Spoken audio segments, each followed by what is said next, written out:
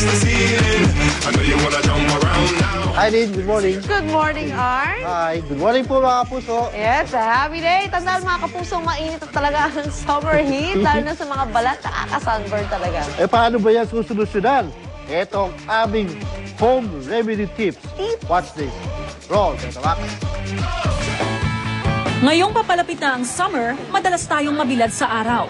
At kapag nasobrahan, sunburn ang resulta. Ang sunburn ay ang pagkasunog ng balat na dala ng matagal na pagka-expose sa araw.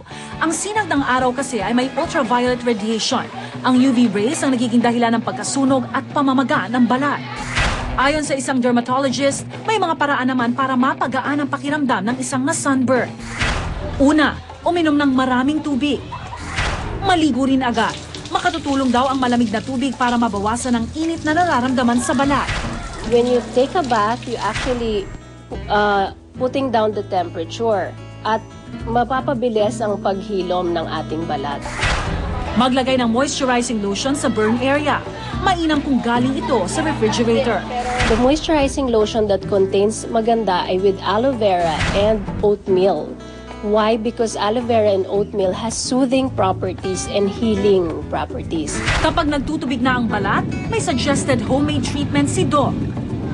Para rito, kailangan ng asin, tubig at cotton balls. Put 1 cup of water plus 1 pinch of salt, you mix them, and then gawin mo yung compress. Kukuha ka ng bulak, itapal mo yun dun sa blister for about 10 to 15 minutes, no? 3 times a day. Kailangan daw bigyan ng first aid ang sunburn dahil maaari itong lumala kapag napabayaan. Kasi if not, lalo na pag pinipik mo siya o nirarab mo siya, kinakamot mo siya, then you can have secondary infection. Ano man ang season, pero lalo na this summer, remember to always protect your skin.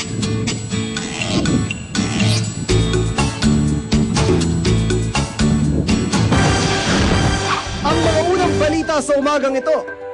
Suggested retail price para sa manok at asukal itinakda ng Department of Agriculture. Presyohan sa palengke, aalamin. Bahagi ng e-service road pansamantalang isinara. Lagay ng trapiko sisilipin live. Mga paliparan, puspusan na ang paghahanda para sa inaasahang pagdagsa ng mga bakasyonista ngayong Semana Santa. Opisyal na Manila International Airport Authority makakausap live. Daang-daang tupa sa Australia, iniligtas matapos malubog sa baha. Isang oso sa United Kingdom, enjoy sa bago niyang tirahan matapos ang 25 taon pamamalagi sa zoo. International model na si Camila Alves, isa ng host ng reality show.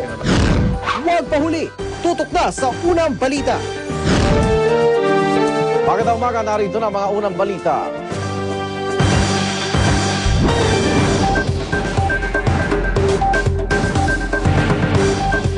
Department of Agriculture nagtakda na ng Suggested Retail Price o SRP sa manok at asukal. Itinakda ng DA ang SRP ng dressed chicken sa 125 pesos. Ang SRP naman sa asukal, binaba sa 50 pesos per kilo mula sa 52 pesos per kilo nitong mga nakaraang linggo. Ayon po sa kagawaran, bibigyan naman ng panahon ng mga tindero na maibenta ang kanilang mga panindang nabili nila sa mas mataas na presyo. Nag-ikot ng GMA News sa mga pamilihan para malaman kung sinusunod na ang mga itinakdang SRP. Sa Central Market sa Santa Cruz, Maynila, sinusunod na ang itinakdang SRP ng Department of Agriculture. Sa Mega Q-Mart naman, 125 hanggang 130 pesos ang presyo ng dressed chicken. 52 pesos per kilo naman ang presyo ng asukal. Kaugnay ng balitang yan, makakasap natin si Agriculture Undersecretary Salvador Doy Salacop. Yusek Salacop, good morning. Hi, good morning, Egan. Good morning sa inyong televiewers. Ano pong parusa doon sa mga, yung SRP pero yung pangalan niya, Suggested Retail Price. Opo. So, pwede bang sundin o hindi? Pero kailangan po sundin yan. Kasi Okay. po, yan po ng napag-usapan ng mga stakeholders Okay. na dapat na price levels natin at the retail side para po naman lahat mabigyan ng pagkakataon na maganda ang kita pero acceptable yan sa lahat ng mga stakeholders to include the consumers. Igan, gusto ko lang i-correct Sige. Ang chicken is 125. Yung sa sugar po, hanggang ngayon, 52. 52, hindi SRP. 50. Opo. Hindi pa. Kasi hinihintay pa rin natin yung formal recommendation ng Sugar Regulatory Administration. Okay.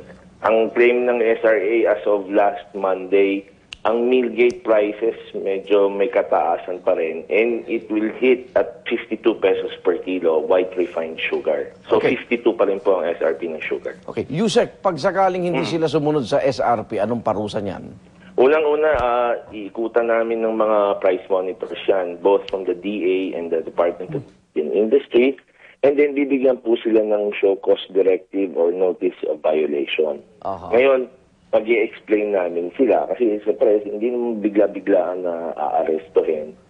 Maski ituturo nila kung sino yung kanilang mga suppliers dahil pagpapaliwanagan din namin yung mga kanilang mga suppliers. Dahil sa pagpupulong ng Martes, Igan, kasi sinasabi ng ating mga producers, ang kanilang farm gate price level ay from 58 to 68 pesos.